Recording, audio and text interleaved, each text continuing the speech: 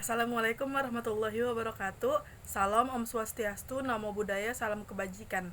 Kami dari kelas 64 2B25 akan mempresentasikan materi tentang subsidi dan pengaruh subsidi terhadap titik keseimbangan pasar. Untuk memenuhi tugas matematika ekonomi kami. Sebelumnya perkenalkan, nama saya Siti Alia dengan NIM 64231954. Saya Clara Marcelia, NIM 64231361. Di bab pertama ada pendahuluan dengan 3 subbab, yaitu latar belakang, rumusan masalah, dan tujuan. Yang pertama, latar belakang. Latar belakang dari makalah ini adalah kekuatan permintaan dan penawaran yang dapat bergerak secara leluasa. Harga yang terbentuk pun harus sesuai keinginan produsen dan konsumen, di mana permintaan kemauan konsumen dan penawaran mencerminkan keinginan produsen atau penjual, yang mengakibatkan harga keseimbangan di pasar menjadi lebih rendah dari harga sebelum adanya subsidi. Maka, perlu adanya interaksi antara permintaan dan penawaran agar sesuai dengan kemauan produsen dan konsumen, karena keseimbangan pasar akan terpenuhi ketika kurva permintaan dan penawaran berpotongan. Yang kedua, rumusan masalah. Dalam materi ini, ada beberapa rumusan masalah yang harus kita selesaikan. Yang pertama, bagaimana sih cara menentukan keseimbangan pasar? Yang kedua, bagaimana sih proses terbentuknya? Dan yang terakhir, apa sih pengaruh subsidi terhadap titik keseimbangan pasar? Yang ketiga, ada tujuan. Sesuai materi kita, yaitu subsidi dan pengaruh subsidi terhadap titik keseimbangan pasar, kita harus mengetahui untuk apa rumusan masalah ini dibuat. Yang pertama, untuk dapat menentukan keseimbangan pasar. Yang kedua, untuk mengetahui proses terbentuknya harga pasar. Yang terakhir, untuk mengetahui pengaruh subsidi terhadap titik keseimbangan pasar. Oke, kita akan membagi menjadi 6 bagian. Pengertian harga keseimbangan yang pertama, yang kedua pengertian keseimbangan pasar, yang ketiga syarat-syarat titik keseimbangan pasar, golongan penjual dan pembeli, perubahan keseimbangan subsidi, pengertian harga keseimbangan. Harga keseimbangan atau harga pasar dan tinggi rendahnya tingkat harga yang terjadi atas kesepakatan antara produsen atau penawaran dengan konsumen atau permintaan. Harga keseimbangan berarti harga yang terbentuk titik berpotong antara kurva permintaan dengan kurva penawaran. Secara sederhana, harga keseimbangan adalah harga kesepakatan antara penjual dan pembeli. Keseimbangan pasar adalah kondisi di mana permintaan dari penawaran suatu produk atau jasa yang berada pada titik yang sama atau seimbang. Dalam keseimbangan pasar, tidak ada tekanan yang signifikan yang mendorong harga naik dan turun sehingga harga tetap relatif stabil. Pasar suatu macam barang dikatakan dalam keadaan seimbang apabila jumlah yang diminta pasar tersebut sama dengan jumlah barang yang ditawarkan. Secara matematika, grafik hal ini ditunjukkan oleh kesamaan QD and QS, yakni pada perpotongan kurva permintaan dengan kurva penawaran. Pada posisi keseimbangan, pasar ini tercipta harga keseimbangan dan jumlah keseimbangan. Ketiga yaitu syarat-syarat titik keseimbangan. Apa aja itu? Titik keseimbangan pasar hanya berlaku untuk nilai yang positif. Titik keseimbangan pasar hanya berlaku titik yang memenuhi ketentuan bagi kurva permintaan dan kurva penawaran. Kita masuk yang keempat.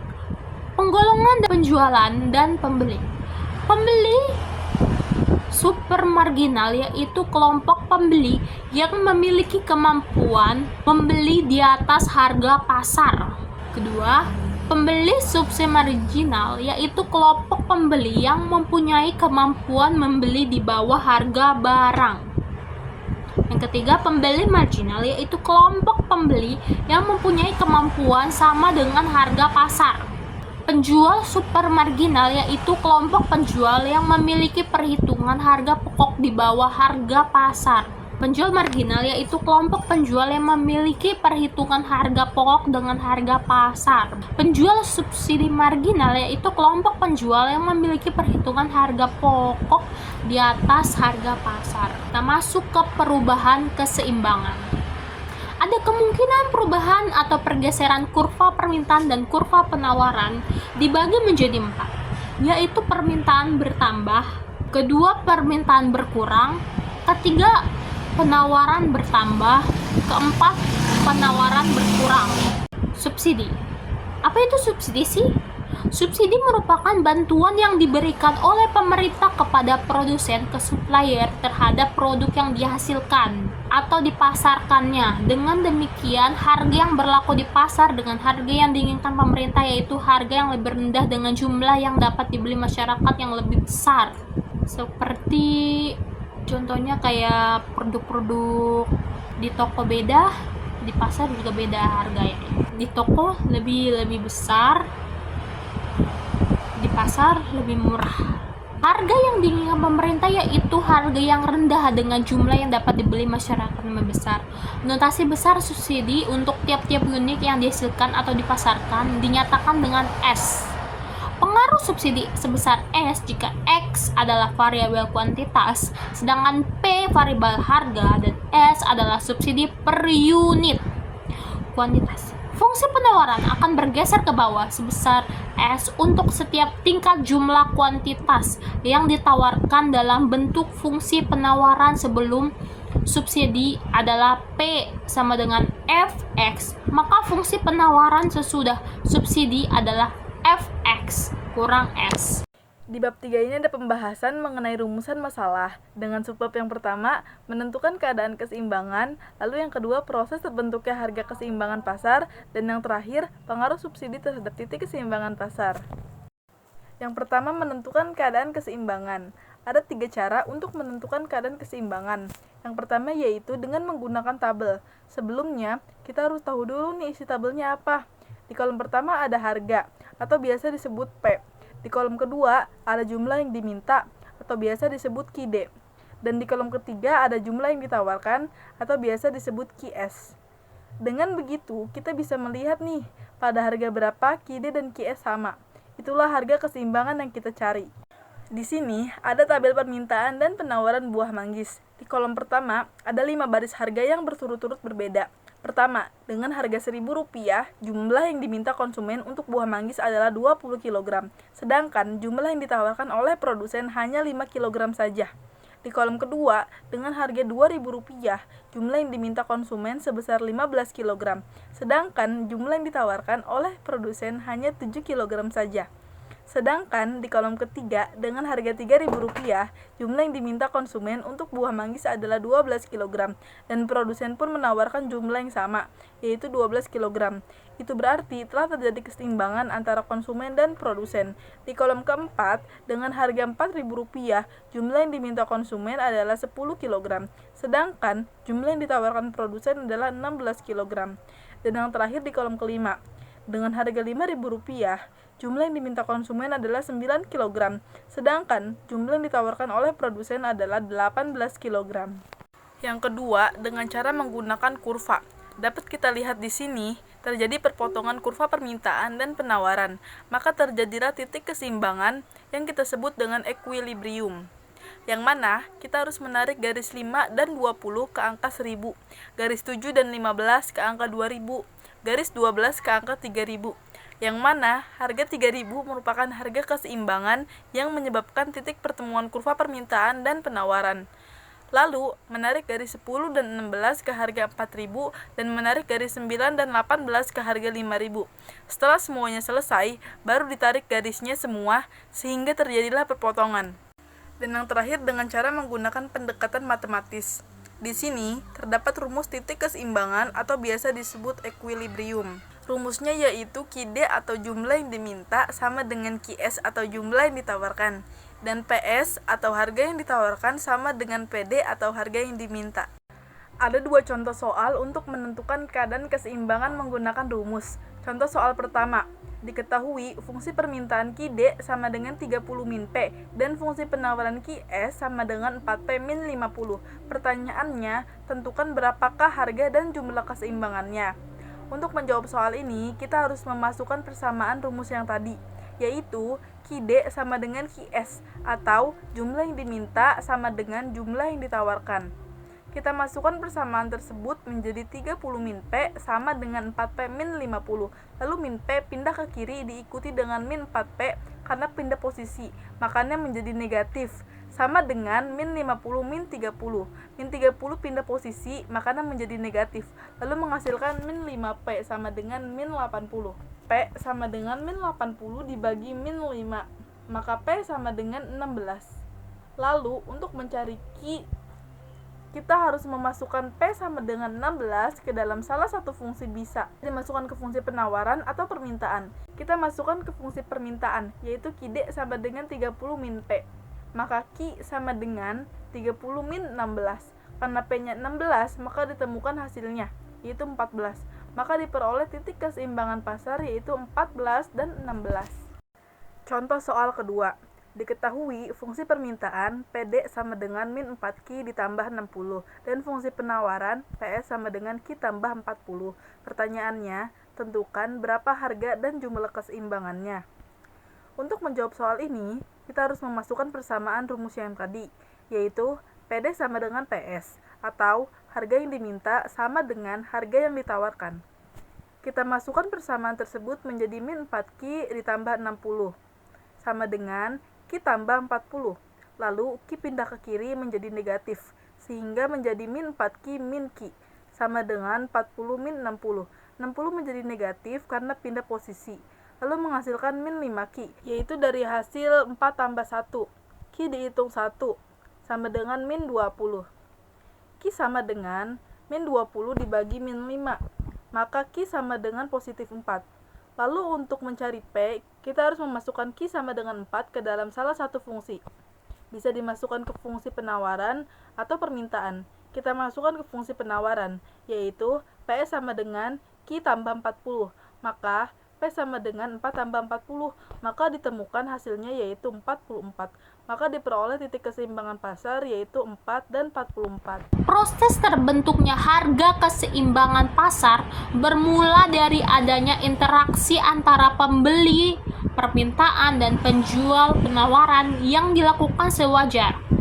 Hukum permintaan menyatakan bahwa permintaan akan cenderung bertambah apabila harga berangsur turun. Sedangkan hukum penawaran menyatakan bahwa penawaran akan cenderung bertambah apabila harga berangsur naik.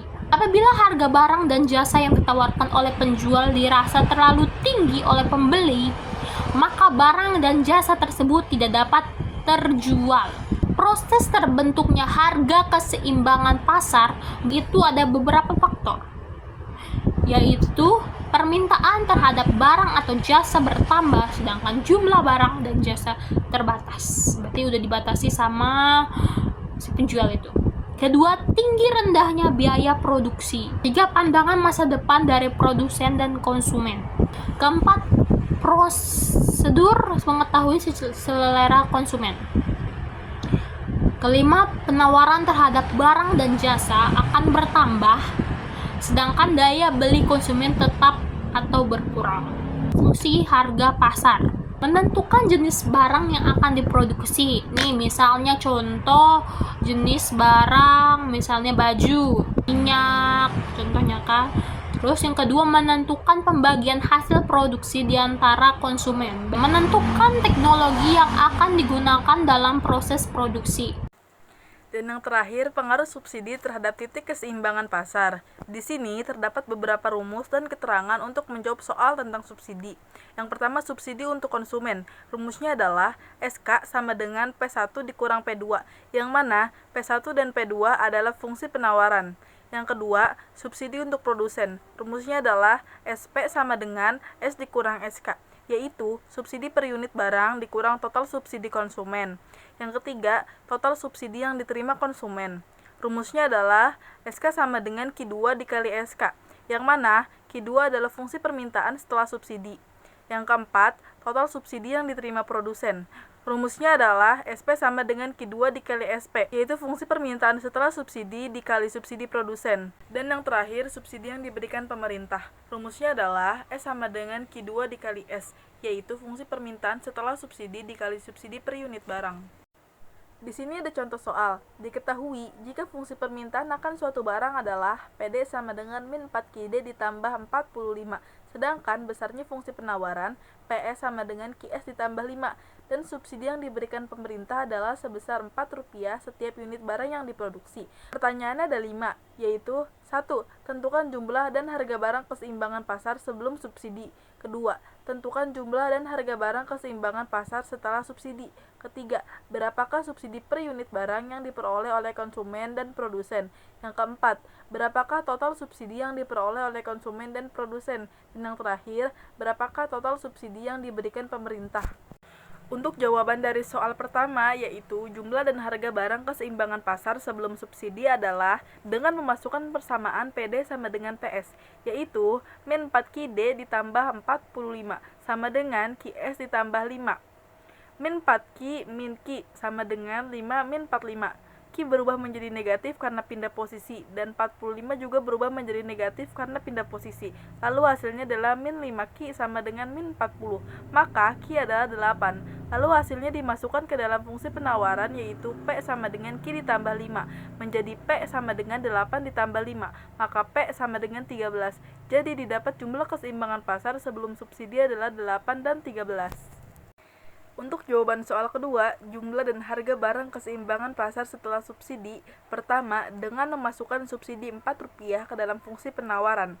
Berarti yang tadinya PS sama dengan QS ditambah 5 dikurangi 4. Maka menjadi QS ditambah 1. Jadi PD sama dengan PS, yaitu min 4QD ditambah 45 sama dengan QS ditambah 1. Min 4Q min Q sama dengan 1 min 45. Q menjadi negatif karena pindah posisi. Lalu 45 juga menjadi negatif karena pindah posisi. Lalu dapat hasilnya menjadi min 5 sama dengan min 44. Q sama dengan 8,8. Kita bulatkan menjadi 9. Maka didapatkan Q-nya adalah 9. Lalu kita masukkan ke dalam fungsi penawaran, yaitu P sama dengan Q ditambah 1 menjadi P sama dengan 9 ditambah 1. P sama dengan 10. Jadi, nilai keseimbangan pasar sesudah subsidi adalah 9 dan 10. Oke, nomor 3. Subsidi per unit yang ditanggung oleh konsumen SK P1 kurang P2, SK 13 kurang 10, SK sama dengan 3. Subsidi per unit yang ditanggung oleh produsen yaitu SP sama dengan kurang SK 4 kurang 3, SP itu sama dengan 1. Nomor 4, kita cari total yang diterima. SK sama dengan QD kali SK sama dengan 9 ke 3 yaitu 27. SP sama dengan Q2 kali SP sama dengan 9 kali 1 yaitu 9. Jadi total subsidi yang diberikan adalah 9 kali 4 itu 36. Terakhir ada dua penutup, yaitu simpulan dan saran. Simpulan. Subsidi merupakan bantuan yang diberikan pemerintah kepada produsen dan supplier terhadap produk yang dihasilkan atau dipasarkannya pada suatu barang yang dikatakan berada dalam keseimbangan apabila jumlah barang yang diminta di pasar tersebut sama dengan jumlah barang yang ditawarkan. Pajak dan subsidi juga berpengaruh pada keseimbangan pasar.